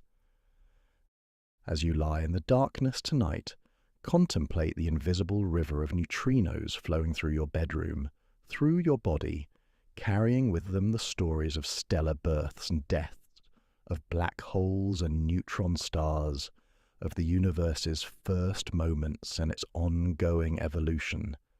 These ghost particles connect you to the most distant reaches of space and time in the most intimate way possible, by passing through every atom of your being without leaving a trace. In the gentle passage of neutrinos through the night, we find perhaps the most poetic reminder of our connection to the cosmos. They are the universe's most elusive messengers, so shy they barely acknowledge the existence of matter, yet so abundant they outnumber the atoms in your body by countless orders of magnitude. They whisper secrets from the hearts of stars and the depths of space, but in voices so quiet that it takes entire underground observatories to catch even the faintest murmur of their cosmic conversations. Tomorrow, as the sun rises and begins another day of nuclear fusion in its core, it will send forth a new wave of neutrinos that will reach Earth 8 minutes later, most of them destined to pass through our planet and continue their journey to the stars beyond. In this constant invisible rain of ghost particles, we find one more thread connecting us to the infinite cosmos, one more reminder that we exist not separate from the universe, but immersed within its most fundamental processes, surrounded always by its most mysterious and beautiful phenomena. Imagine zooming into the fabric of space itself, past atoms, past subatomic particles, past everything we normally think of as small, until you reach a scale so tiny that the very notion of distance begins to lose its meaning. At this almost incomprehensibly small scale, smaller than anything we can measure, smaller than anything we can imagine, space itself might not be the smooth, continuous expanse that it appears to be from our everyday perspective. Instead, it might be seething with activity, bubbling and frothing like the foam on a cosmic cappuccino, where the familiar laws of physics give way to something far stranger and more wonderful. Welcome to the realm of quantum foam, a hypothetical structure of space-time that exists at what physicists call the Planck scale, a length so small that if you expanded a proton to the size of the observable universe, the Planck length would still be smaller than a single proton. We're talking about distances of about 10 to the negative 35 meters, a number so small that it makes neutrinos look like bowling balls by comparison. At this scale, the uncertainty principle of quantum mechanics, that fundamental rule which says you can never know both the exact position and momentum of a particle simultaneously, begins to affect the very fabric of space and time itself. Just as particles at the quantum level are subject to constant fluctuations and uncertainties, space and time at the Planck scale might be caught in a perpetual dance of creation and destruction, where tiny regions of space-time pop into existence and vanish again faster than thought itself. The concept of quantum foam was first proposed by John Wheeler, a physicist who had a gift for coming up with evocative names for abstract concepts. Wheeler was the same person who coined the term black hole, and his quantum foam captures something essential about what might be happening at the smallest possible scales. Picture the ocean from a great height. It looks smooth and uniform like a flat blue surface, but get closer and you see waves. Closer still, and you see the churning, bubbling foam where waves break and crash. Wheeler suggested that space-time itself might have this foamy, turbulent structure when viewed at its smallest scales. This foam wouldn't be made of matter in any sense we understand. Instead, it would be composed of the constant creation and annihilation of virtual particles, fleeting pairs of particle and antiparticle that pop into existence out of the vacuum, exist for the briefest possible moment, and then disappear again, returning their borrowed energy to the universe.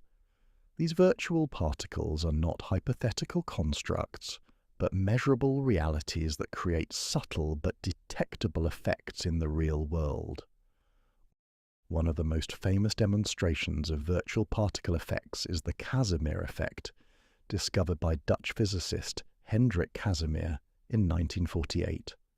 When two metal plates are placed very close together in a vacuum, they experience a tiny attractive force caused by virtual particles.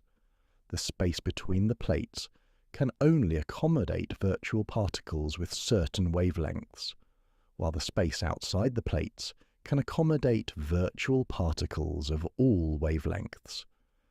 This creates a pressure difference that pushes the plates together, proving that what we call empty space is actually seething with quantum activity. The Casimir effect is incredibly tiny. The force between two plates separated by a micrometer is roughly equivalent to the weight of a single bacterium, but it's measurable with sensitive instruments, and it provides concrete evidence that the quantum vacuum is not empty, but filled with fluctuating energy fields. If virtual particles can create measurable forces at the microscopic scale, imagine what they might be doing at the Planck scale, where quantum effects become dominant.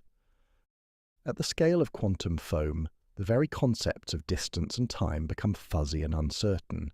A straight line through space might not be straight at all, but a wildly fluctuating path that weaves through the foamy structure of space-time.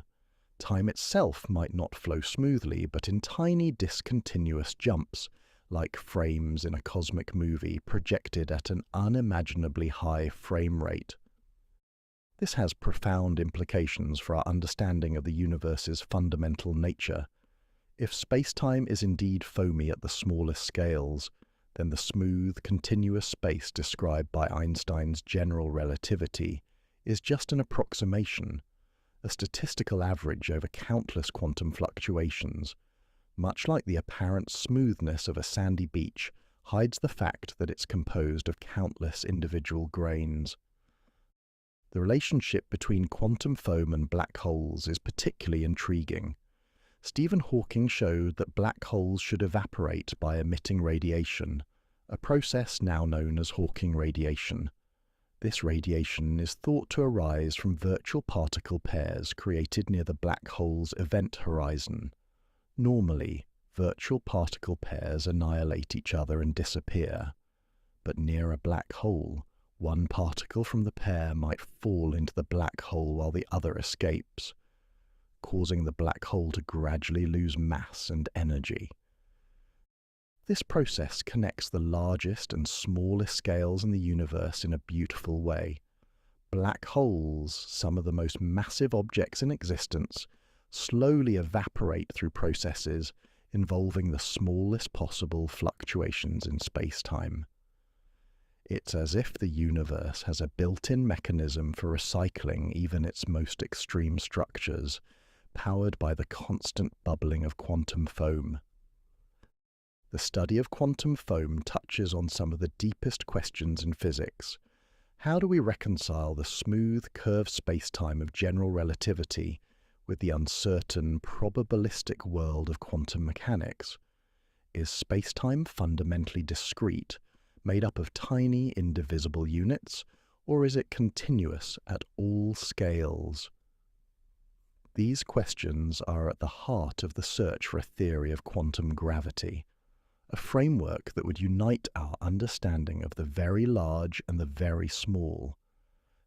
Several approaches to quantum gravity make different predictions about the structure of space-time at the Planck scale. Loop quantum gravity suggests that space is indeed discrete, composed of tiny loops of space-time that form a kind of cosmic mesh. String theory proposes that the fundamental constituents of reality are not point particles but tiny, vibrating strings, and that space-time might have more dimensions than the four we experience directly. The challenge of studying quantum foam experimentally is almost insurmountable with current technology. The Planck scale is so small that probing it directly would require energies comparable to those present in the first moments after the Big Bang. No conceivable particle accelerator could reach such energies, and even if one could, the resulting black holes would make the experiment rather impractical from a safety standpoint. However, some physicists have proposed indirect ways to search for evidence of quantum foam. If space-time is indeed foamy at the smallest scales, it might create tiny fluctuations in the paths of light rays travelling across cosmic distances. These fluctuations would be incredibly small, far smaller than the wavelength of light itself, but they might be detectable with sufficiently sensitive instruments over sufficiently large distances. Imagine light from a distant galaxy travelling billions of years to reach us. If space-time has a foamy structure, the light might experience tiny, random deflections as it encounters quantum fluctuations along its path. Over cosmic distances, these tiny deflections might add up to measurable changes in the light's arrival time or direction. It would be like trying to detect the roughness of a road by analysing the vibrations in a car that has driven thousands of miles. Challenging, but not impossible. Some experiments have attempted to look for these signatures of quantum foam, but so far no definitive evidence has been found. This doesn't mean quantum foam doesn't exist. It might simply be that our instruments aren't yet sensitive enough to detect its effects, or that the structure of space-time at the Planck scale is different from what we currently imagine. The philosophical implications of quantum foam are as profound as its physical ones. If space-time itself is subject to quantum uncertainty, then the very stage on which the universe's drama unfolds is constantly shifting and changing in ways that are fundamentally unpredictable. This would represent the ultimate expression of quantum indeterminacy, not just that particles have uncertain properties, but that the arena in which they exist is itself uncertain. There's something both unsettling and liberating about this idea. On one hand, it suggests that reality at its deepest level is far stranger and more chaotic than our everyday experience suggests. On the other hand, it implies that creativity and novelty are built into the very fabric of existence, that the universe is constantly creating new possibilities at the most fundamental level. The concept of quantum foam also connects to ancient philosophical questions about the nature of nothingness. What does it mean for space to be empty if empty space is actually filled with virtual particles and quantum fluctuations? The quantum vacuum seems to be the most something kind of nothing imaginable, a state that appears empty but is actually teeming with potential energy and activity. Different cultures and philosophical traditions have grappled with similar concepts throughout history. The ancient Greeks debated whether empty space, the void, could actually exist. Buddhist philosophy speaks of shunyata, often translated as emptiness or voidness, but which refers to a more subtle concept about the interconnected nature of phenomena. While these philosophical concepts aren't identical to quantum foam, they share a recognition that what appears empty or simple at one level might be rich with activity and meaning at another. In modern popular culture, quantum foam has captured imaginations in ways that sometimes stretch far beyond its scientific basis. Science fiction writers have used it as an explanation for faster-than-light travel, parallel universes, and exotic forms of energy. While these applications are largely speculative, they reflect something deep in human nature. Our fascination with the idea that reality has hidden layers and secret mechanisms operating beyond our normal perception. The search for a theory of quantum gravity continues to drive some of the most advanced research in theoretical physics. Scientists are working with mathematical frameworks so abstract that they barely seem connected to the familiar world of objects and forces. Yet these investigations might ultimately reveal the deepest truths about the nature of reality. Truths that could transform our understanding of everything from black holes to the Big Bang to the ultimate fate of the universe. Some researchers have suggested that quantum foam might be involved in the mysterious process of wave function collapse, the moment when quantum possibilities become definite realities. If space-time itself is subject to quantum uncertainty, then the act of measurement that seems to force quantum systems to choose specific states might be connected to fluctuations in the fabric of space and time itself. Others have proposed that quantum foam might help explain the cosmological constant problem, the puzzling fact that the energy density of empty space appears to be much smaller than quantum field theory predicts. If space-time has a foamy structure, it might provide a natural mechanism for cancelling out most of the vacuum energy, leaving only the tiny amount we observe. As you settle into sleep tonight, consider that the very space around your body might be alive with quantum activity at scales too small to imagine. Every cubic centimetre of seemingly empty air might contain quantum fluctuations that create and destroy virtual particles billions of times per second. The bed you're lying on, the air you're breathing, even your own body exist within this seething quantum foam, shaped by processes that operate at the very limits of what physics can describe. In the gentle darkness of your bedroom, space itself might be writing and rewriting its own structure in an endless script of creation and annihilation, a cosmic poetry composed in letters too small to read and words that exist for times too brief to measure. This quantum foam, if it exists, represents the universe's most intimate creative process, the constant generation of possibilities at the foundation of everything that is. The quantum foam reminds us that even nothingness might be something, that even the emptiest space might be full of potential, and that the universe's creativity extends all the way down to the very fabric of space and time itself. In contemplating these smallest possible structures, we touch something profound about the nature of existence, the recognition that reality might be far stranger, far more active, and far more wonderful than our everyday experience suggests. Tonight, as you drift towards sleep, you're floating on an ocean of quantum foam, supported by the constant creative activity of space-time itself. In the bubbling, frothing foundation of reality, we find perhaps the ultimate reminder that the universe is not a static stage for the drama of existence, but an active participant in that drama, constantly writing and rewriting the very rules by which all things come to be. As our gentle journey through the invisible universe draws to a close, take a moment to consider where you are right now. You're lying in a place that feels solid and familiar, surrounded by the quiet darkness of night. But after tonight's exploration, you might sense that this apparent stillness is something of an illusion.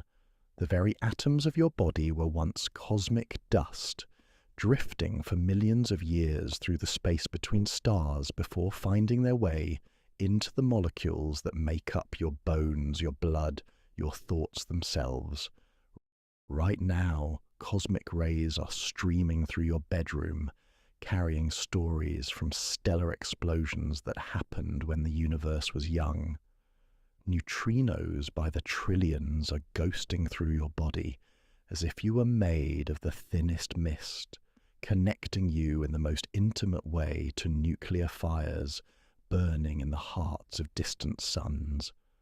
And if the physicists are right about quantum foam, the very space around you is bubbling with creative activity at scales so small they exist beyond the reach of imagination. Tonight's journey has revealed something remarkable about the architecture of existence. The smallest things often have the most profound influence. Those microscopic grains of dust floating between the stars don't just drift aimlessly, they're the seeds from which entire solar systems grow. The tiny meteoroids that burn up as shooting stars in our atmosphere have been delivering water and organic compounds to Earth for billions of years, perhaps providing the very ingredients that made life possible. Even the humblest cosmic citizens play essential roles in the grand design. Those potato-shaped moons tumbling around Mars and Jupiter might seem insignificant compared to the majestic rings of Saturn, yet some of them are the cosmic sculptors that keep those rings in their elegant, precise arrangements. Shepherd moons no bigger than city blocks use their gentle gravitational influence to maintain structures that span hundreds of thousands of kilometers. There's something deeply satisfying about discovering that the universe operates on principles that feel almost democratic. Size and mass don't automatically confer importance. A dwarf planet like Ceres, despite being stripped of its planetary status by astronomical bureaucrats, harbours more fresh water than Earth and might teach us crucial lessons about where life can exist. Pluto, demoted to dwarf planet status, turned out to have nitrogen glaciers and a geology more complex than anyone expected from such a small, distant world. The invisible realm of particles reveals even more surprising truths. Cosmic rays carry energies that dwarf anything our most powerful machines can produce, yet they're created by processes so violent they can barely be imagined. Neutrinos, nearly massless and almost impossible to detect, outnumber all the atoms in the universe and provide our only real-time window into the nuclear fires that power the stars. Perhaps most remarkably, the quantum foam that might exist at the smallest possible scales suggests that even nothingness is something, that empty space itself might be alive with constant creation and annihilation, a cosmic creativity that operates at the very foundation of reality. If this is true, then the universe is not just a vast collection of objects moving through empty space, but a dynamic, living system where every point, no matter how seemingly vacant, participates in the ongoing creation of existence itself. These discoveries transform how we might think about our place in the cosmos. The traditional view pictures Earth as a tiny oasis in a vast, mostly empty universe, a pale blue dot surrounded by hostile emptiness. But tonight's exploration suggests something different, a universe where every cubic centimetre of space is connected to every other through invisible networks of particles and forces, where the smallest scales pulse with activity, and where the building blocks of our bodies carry stories that span galaxies and eons. This perspective offers a kind of cosmic humility that's also deeply comforting.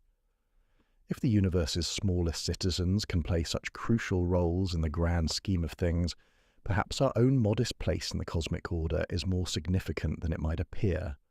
The same forces that govern quantum foam and cosmic dust also govern the chemistry of consciousness, the physics of thought, the biology of wonder.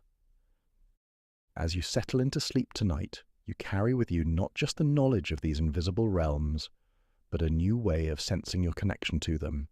Every breath includes atoms that were once part of distant stars. Every heartbeat is powered by elements forged in stellar cores and delivered to Earth by cosmic messengers.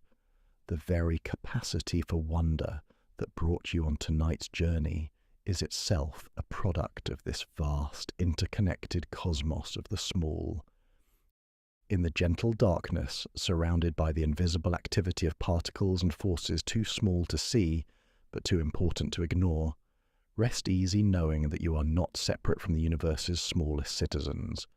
You are made of them, shaped by them, and connected through them to every star that has ever shone and every world that has ever formed. In the realm of the infinitely small, we find not emptiness but fullness, not isolation but connection, not insignificance but participation in the most profound creative processes the cosmos has ever devised. Sweet dreams, fellow traveller through space and time. The smallest things in the universe will keep their patient watch while you rest, continuing their ancient work of building worlds, carrying messages, and weaving the invisible threads that bind all existence together in one magnificent, ongoing story of cosmic becoming. This is the sleepy astronomer, wishing you the most peaceful rest among the smallest, most humble structures ever discovered, and reminding you that you, too, a part of this cosmic masterpiece, forever woven into the infinite architecture of space and time.